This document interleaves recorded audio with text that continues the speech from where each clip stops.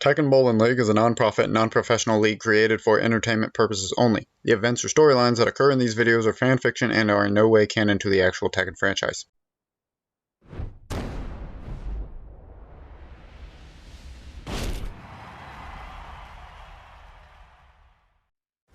Get ready for the next battle.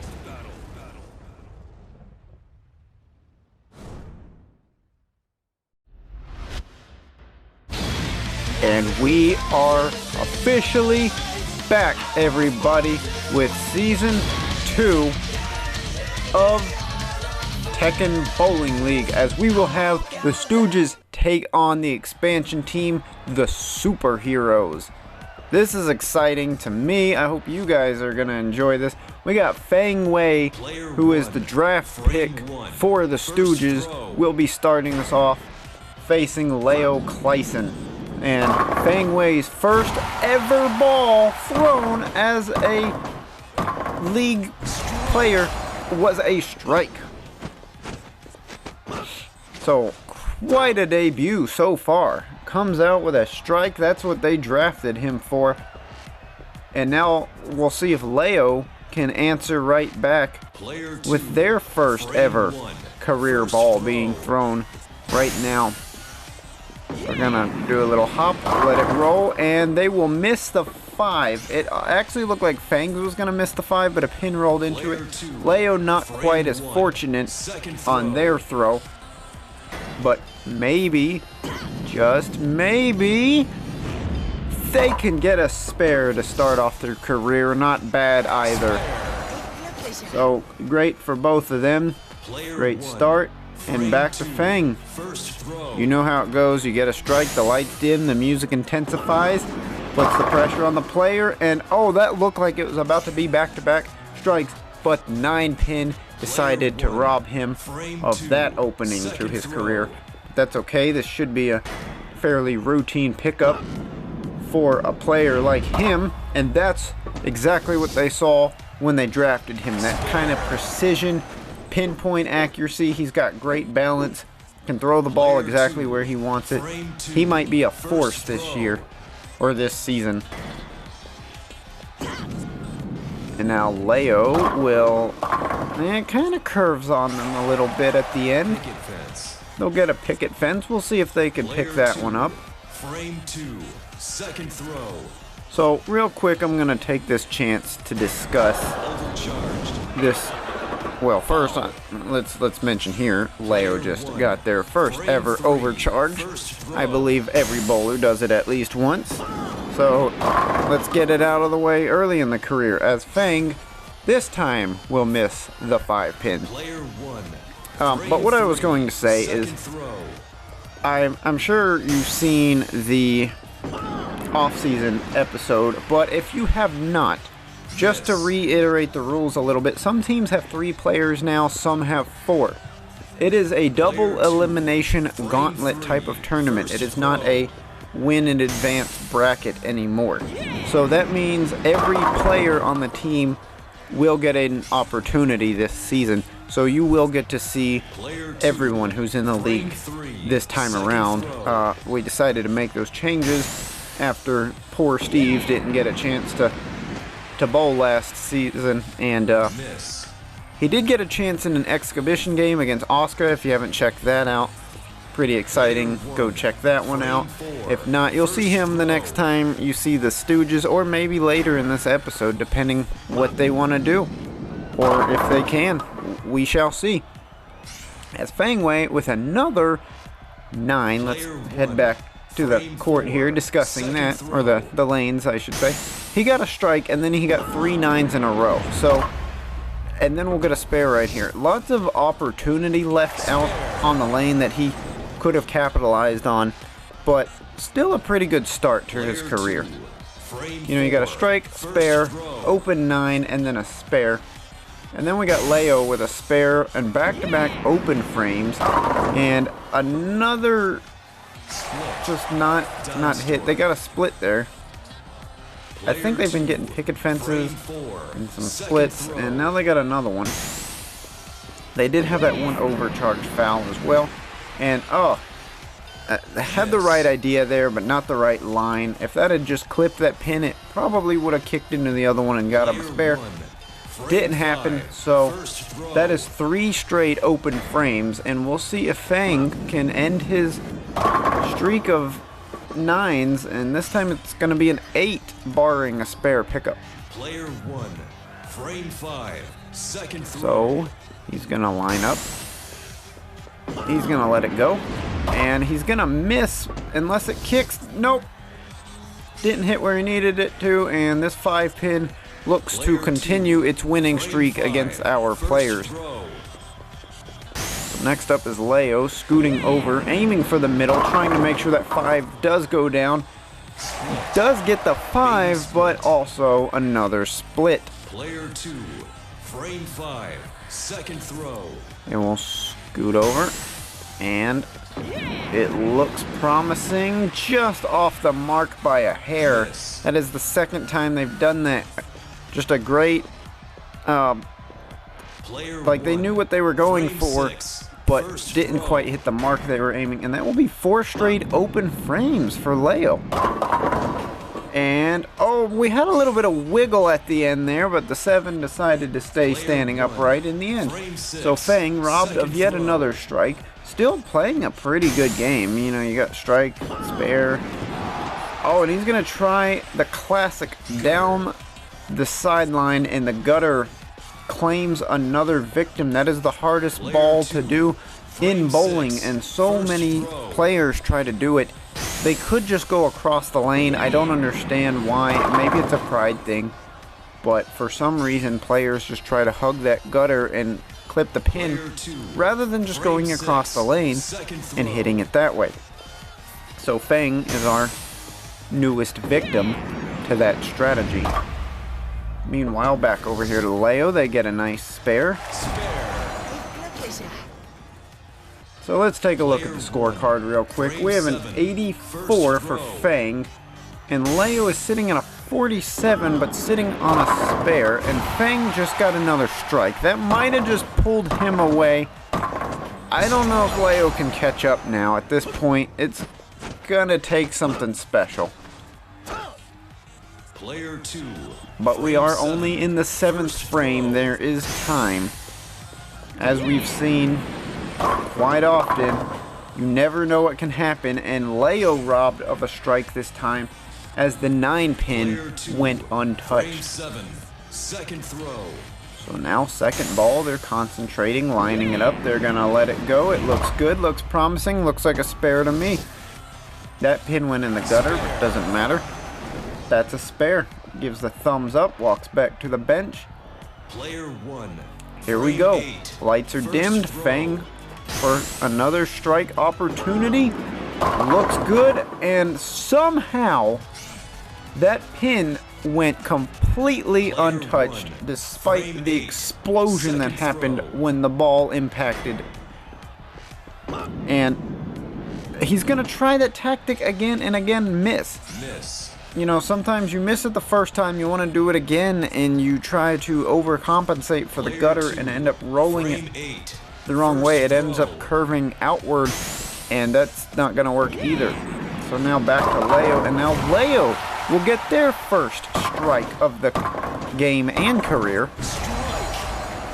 And that might have just opened the door a little bit for a comeback here. Now we are in the 9th frame. It's not too far off, so we'll see. Fang's gonna have to not do that. That's how you let your opponent back in the game right there.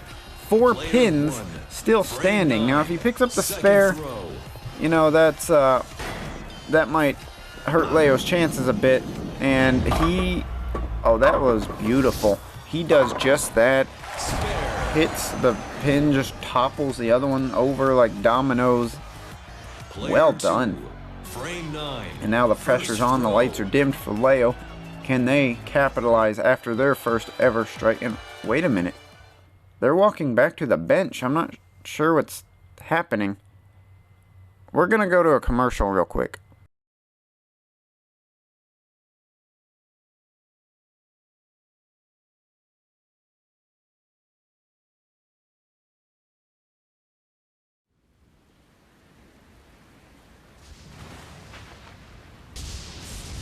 俺たちはこの世に存在するべきではない。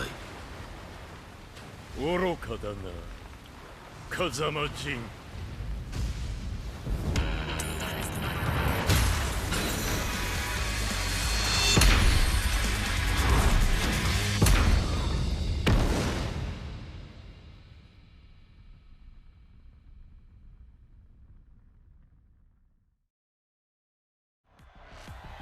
So we are back. Not really sure what that was about. Maybe it was an emergency restroom use. Either way, they're stepping up. And they're going to get a penalty. This is new. So Leo just got penalized for taking too long. I guess if you got to go, you got to hold it. They'll bowl their second ball. That's going to count as a foul. And they're going to get... That would have been a strike. But they got a spare instead. Because of the foul. You can't take that long. When it's your turn, you gotta just go do your business on the opponent's turn. And maybe, you know, they'll wait till you get back. But yeah, I don't know what happened there, but you can't walk off. It's gonna count as your ball. And now Fang left another gap open, and was almost beautiful. Left one pin. Great effort still, though. The 10 pin. Player 2, frame so 10, they're going to end with a 135. Now, Leo's a bit behind, but depending how this final frame goes... Oh, that was incredible. It flipped off the back, landed on a pin, which knocked it into the other pin. Sometimes you just need a little bit of luck in your game, and that's exactly what they had right there. I guess whatever they had to go do, you know what? Whatever they had to go do must have worked, because they are bowling like a champ now. That is a back-to-back strike. It technically would have been 4 straight if it wasn't for the walk-off penalty, but I mean, absolutely dominant closing performance. One pin cost them. Oh my god, that was amazing. I think Leo just won it. They just won it in the 4th quarter. In the final frame, Leo took it to the house. Hey, you know what? If you got to get a penalty to come out and do that to close out the game, as a coach, I would say go for it. Of course, they don't have coaches. They have captains, which kind of serve as the coaches. You know what I mean. Let's move on. This is the next matchup. Martial Law has to come out because the Stooges lost the first round. Lei Wulong will show up for the superheroes in this one. In this matchup. And we've seen this before. Stooges got their backs to the wall. But again, if they lose here, they're not out of the tournament. Alright, they have one more chance, basically. You could even get knocked out in the first round and make a comeback and win the tournament this year. That's what the whole gauntlet thing is for. You're down but not out. That's kind of what they're going for this season. Everybody gets a chance, so your whole team is contributing. It's not just, I think these are my best players, let me put them out there. So I think it's much more fair this year. It adds more to the season, and it would have been too difficult to make a bracket with an uneven amount of teams. Now that there's 10 teams, 2 teams would basically not have to bowl until the finals, and you know, they thought about all that and it just didn't sound fair, so they went with this strategy.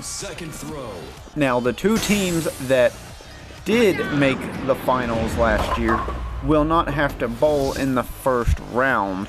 So after all these teams get eliminated, the teams, or not eliminated, but after they all get knocked down to the single loss bracket, the teams in the single loss bracket will face each other, and then it will go back to the unbeaten teams facing each other again, and that's when you will see the teams with the bye week. So they basically are free of an elimination for 1 round or something. It's not a huge perk, but it helps.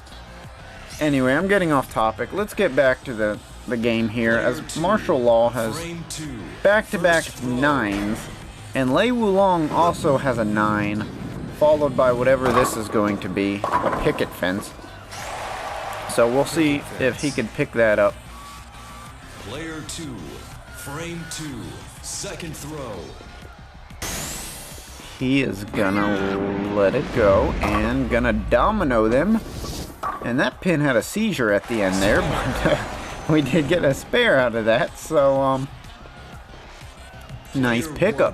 Frame 3. So far, Lei Wulong has a slight lead over Martial Law, who missed the head pin and left 3. It's kind of a mini picket fence. They don't really consider it that without the 4th pin, but it is in a way. And a nice ball. It has that weird Kazuya curve as we labeled it because he was the first one we seen do it. It's basically when a right-handed bowler curves the ball to the right. It's very awkward how that can happen, but somehow these bowlers do that. And Law now has 3 straight 9s, and there is your picket fence. Lei Wulong showed us what a real picket fence looks like, as he's going to attempt a second spare. It looks like he hit the spot he needed to, and he did. So back-to-back spares. Meanwhile, Martial Law has 3 9s in a row, so we'll see if he can break that streak here. Looks like he's going right up the middle with this one. Had that weird Kazuya curve again, and it cost him a 5 pin. So once again, the 5 pin just bullying our contestants out here. And Martial Law takes his revenge by laying down the law on that pin. I know that was a corny joke. I'm trying to make it funny. I really am. I got a little comedy in me every now and then. Alright, so now Lei Wulong with a weird curve. You know, I don't know if I can say this on air, but he might be a little hungover. This guy is infamously known as a drunkard. So, hey, it's the Tekken Bowling League. There ain't no rules. I mean, we've seen giant bears and giant robots bowling, so who's to say a drunk man can't come out here and roll the ball, you know? But either way, he just bowled a 5, which is disgusting no matter how you look at it. So, especially when Martial Law capitalizes against that 5 with a strike. That's what you want to see out here. And he's going to do some sort of dance to celebrate, but now he 999 spare strike. He is ready. I think he's warmed up now. And Lei Wulong, oh my god, another seizure pin. But that time it didn't help. Player 2, frame 5, second so now he's going to reposition, let it rip, and picks up the spare and also knocks a pin into the right lane. I hope no one's bowling there.